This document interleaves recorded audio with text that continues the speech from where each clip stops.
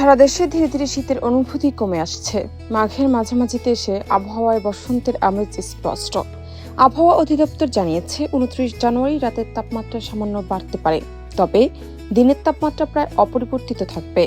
এছাড়া আকাশ অস্থায়ীভাবে আংশিক মেঘলা থাকতে পারে। 29 জানুয়ারি সকাল থেকে পরবর্তী 24 ঘন্টার আবহাওয়ার পূর্বাভাস শীর্ষক তথ্য জানানো হয়।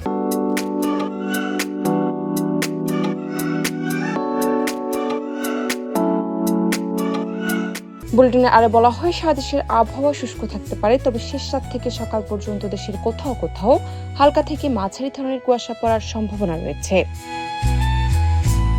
গত 24 ঘন্টা দেশের সর্বনিম্ন তাপমাত্রা রেকর্ড করা হয়েছে শ্রীমঙ্গল, তেঁতুলিয়া ও চুয়াডাঙ্গায় 10.5 ডিগ্রি সেলসিয়াস। অন্যদিকে সর্বোচ্চ তাপমাত্রা ছিল রাঙামাটিতে 32.5 ডিগ্রি সেলসিয়াস। আবহাওয়া অফিস জানিয়েছে, আগামী 5 দিনে আবহাওয়ায় উল্লেখযোগ্য কোনো পরিবর্তনের সম্ভাবনা নেই। জানাত নিপু, দেশ রূপান্তর।